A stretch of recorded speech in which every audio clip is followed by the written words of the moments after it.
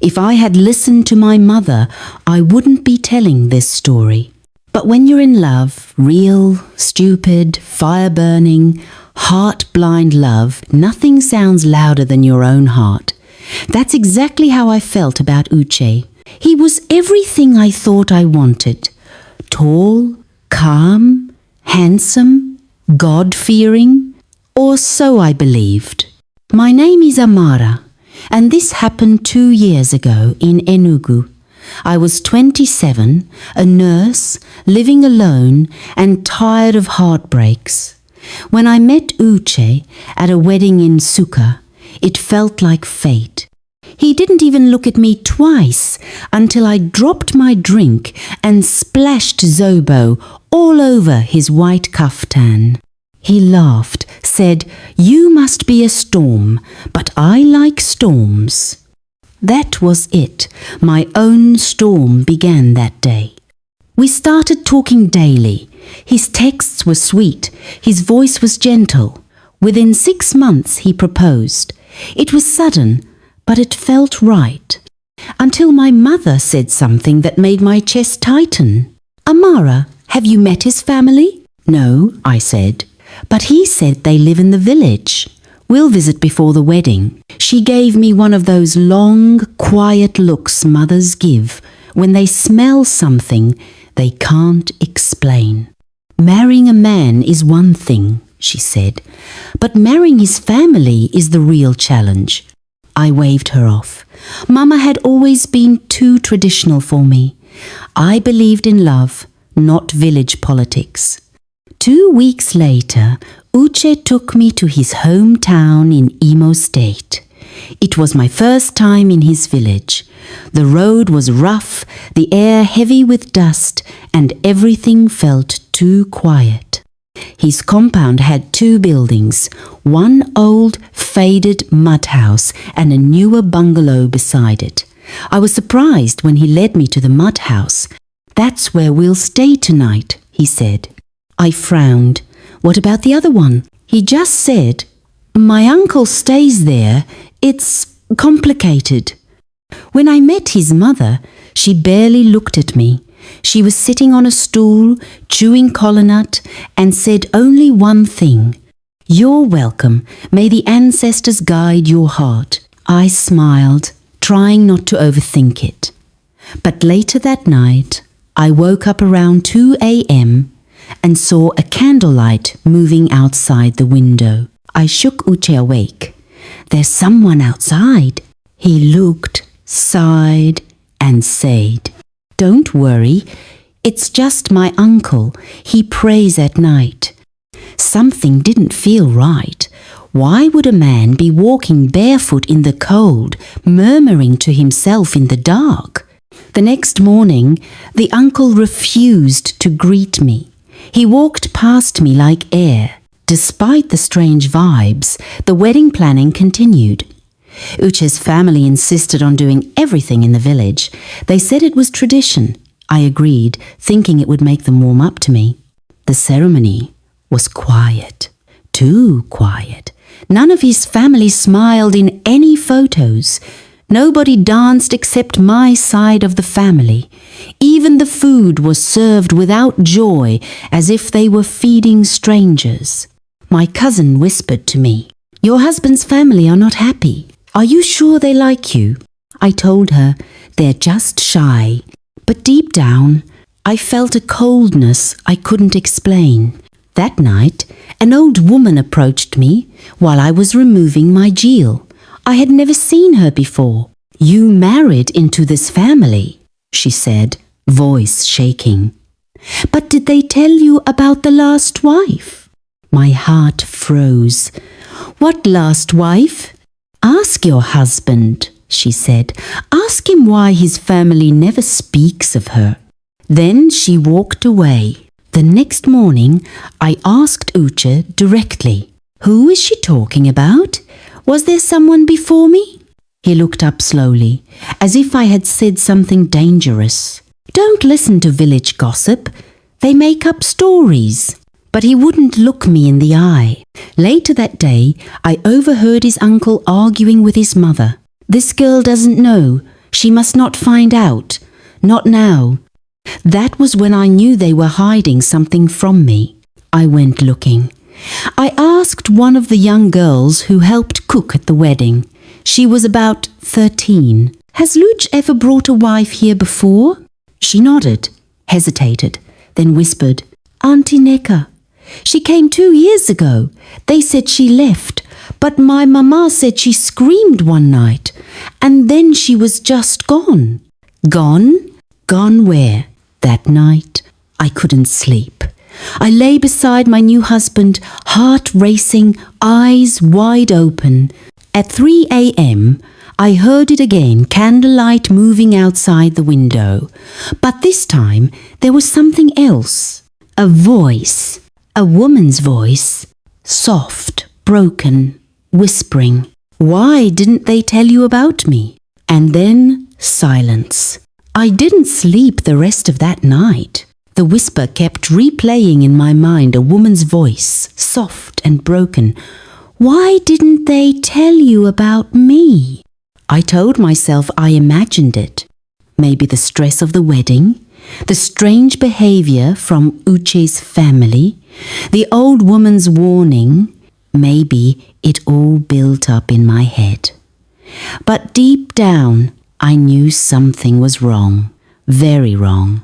The next morning, I asked Uche directly again.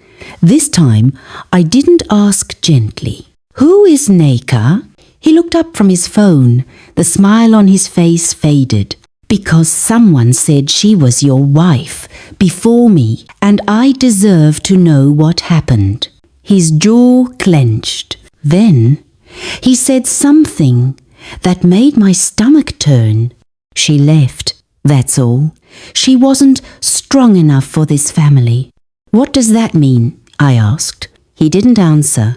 He stood up and walked out. I went outside. The sun was hot, but the air felt cold. Everything about that compound felt watched. I found the same young girl who told me about Neka, the one helping in the kitchen. I waved her aside and asked her to tell me everything she knew. At first, she refused. Then I gave her the meat from my plate, and she opened her mouth like a tap. Auntie Neka used to cry at night. She said she saw things. People walking with no legs. Faces in the mirror. And your husband, he changed after marriage. Mama said he became like the others. Quiet, cold. Like the others? I asked. The girl nodded. All the men in this family marry nice girls. Then the girls go quiet, and then they disappear. I felt sick. My hands were shaking. Later that day, Uche said he was going into town. I waited 15 minutes after he left.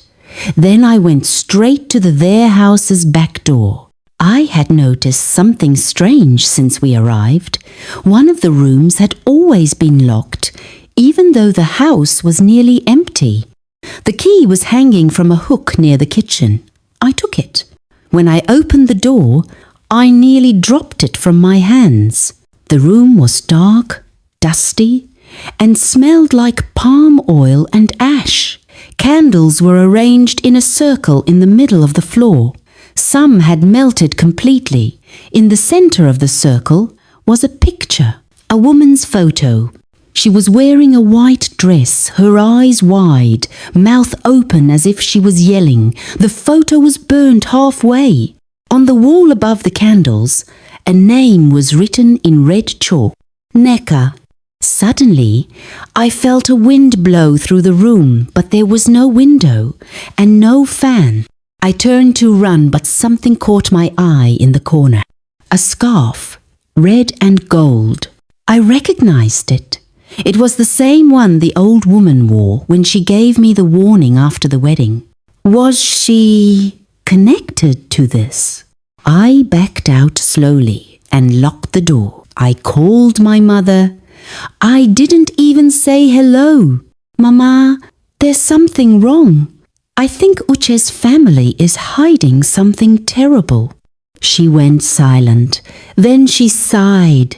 Amara, I prayed about this marriage the night before the wedding. I saw fire.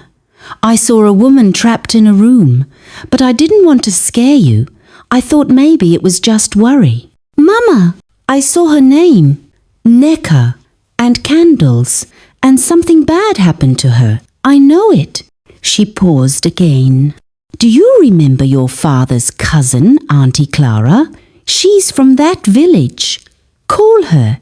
Tell her everything. I didn't wait. I called Auntie Clara right away. She was quiet as I spoke, but at the end she said something that made my blood run cold. I told your father years ago that family has secrets, deep ones. Neka didn't just leave, she died right in that house. Died? How? Some say suicide, some say madness. But my friend who lives near the compound said she screamed 3 nights in a row. On the 4th night, silence. They buried her in a hurry. No announcement. Just wrapped her body and covered it before sunrise. I couldn't breathe. So why doesn't anyone talk about it? Because Neka's people asked questions. The family said she went abroad. That was 2 years ago. And when the questions didn't stop, her mother died suddenly. Heart failure. No explanation. Suddenly, I realized I was next. I had to get out. I couldn't stay there one more night. I told Uche I was feeling sick and needed to return to Enugu for treatment. He didn't argue, which surprised me. He just said, "Go rest, but you'll come back." I packed my bag fast. But before I left, something told me to go back into the candle room one last time. The moment I stepped inside, the room was freezing, like real goosebumps on my neck cold. I bent down to pick up the photo of Neka, but when I touched it, the candle next to it lit itself. I screamed, dropped the photo, ran out. But this time, I didn't lock the door. That evening, as I waited at the bus stop with my small suitcase, I got a message on WhatsApp. It was from an unknown number. No words, just a photo. It was me, sleeping in that candle room, but I had never slept there. Never, until I saw the timestamp, 2:48 a.m., just hours ago. But how? I never slept in that room, or at least I didn't remember doing so. I didn't tell my mother about the photo. I didn't tell anyone. I got on that bus, sat at the very back, and prayed the whole way to Enugu. When I got home, I locked every door and turned on every light. That night, I didn't sleep. I couldn't. Every time I closed my eyes, I saw that flickering candle and Neka's burnt photo. 2 days passed. Uche didn't call. He didn't text. No one from his family checked on me. But I needed answers, not just fear, truth. So I contacted a friend, Kioma, who worked at the local radio station. She had family ties in Uche's village. I asked her plainly, "What do you know about the Obi family of Nuduno village?" There was a long pause. "Why are you asking?" she said carefully. "Because I married into that family 2 weeks ago, and I think I was supposed to be their next secret." Chioma met me in person the next day. She didn't speak until we were in her car, with the windows rolled up and gospel music playing low like she was afraid someone might hear. "People say they're cursed, but it's not that simple. The truth is worse," she began. "Years ago, before we were born, the family was involved in a shrine covenant.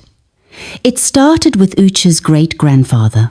He made a deal with a spirit to protect the men in the family, give them wealth, protection from enemies, long life. But the price was heavy. Every generation must give the spirit something. What kind of something? I asked, but I already knew the answer. A wife, or more specifically, her voice, her spirit, her obedience. Chioma's voice dropped to a whisper. The first wives always vanish. Not physically at first, but emotionally. They stop talking. They stop smiling.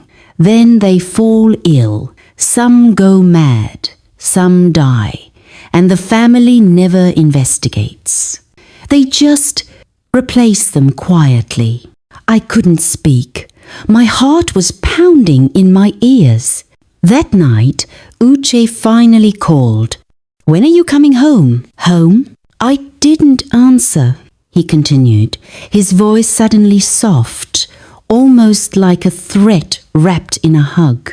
"You belong here, Amara. You're already part of us. Whether you accept it or not." I hung up.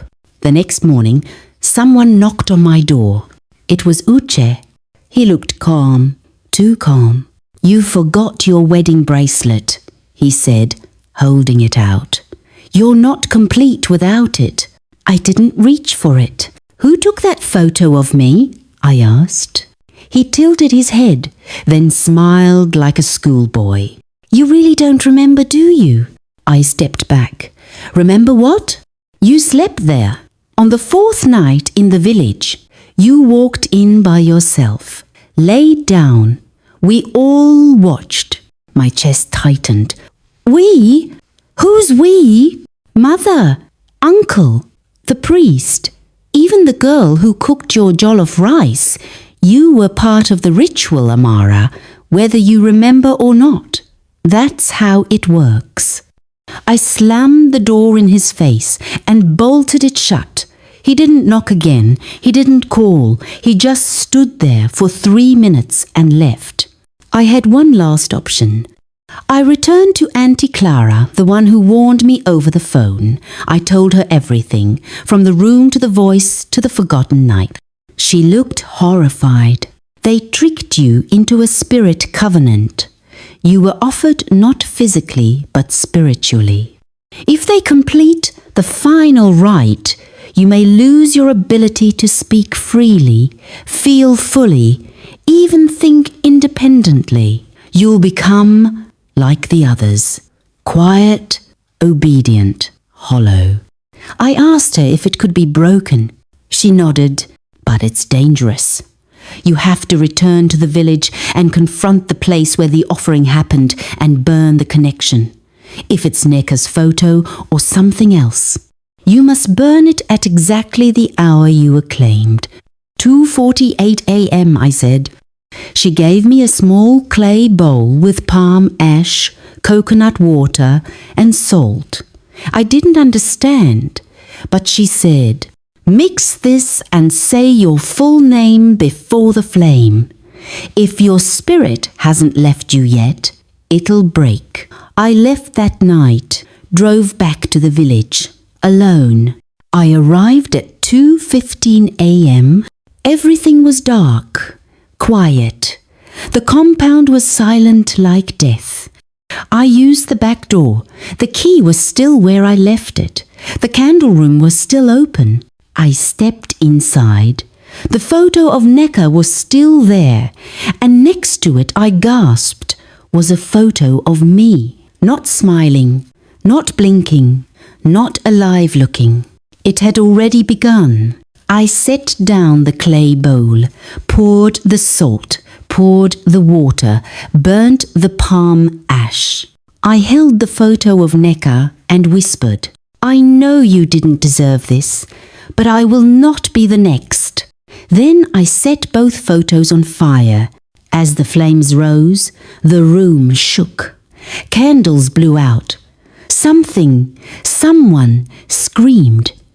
A sound like a voice trapped underwater. The door slammed shut behind me, but I didn't stop praying.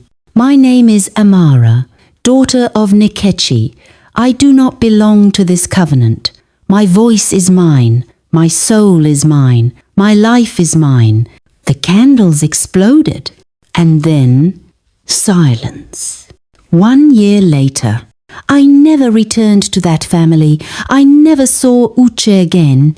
I changed my number, moved out of Enugu, and started my life fresh in Asaba. I still hear whispers sometimes when I pass by old buildings, but my voice remains my own. And now I share this story with you not to scare you, but to warn you. Love is not blind, but we make it blind when we ignore the signs. Marriage is more than two people. It's two families, two histories, and sometimes two hidden worlds. Before you give your heart, ask questions. Before you wear the ring, look deeper. Don't let sweet words cover bitter truths. Listen to your instincts, listen to the elders, and never ignore silence, because sometimes silence is where the screams are buried. Thank you for watching. Please like, comment, and share it with your loved ones. And please don't forget to follow for more stories. God bless you.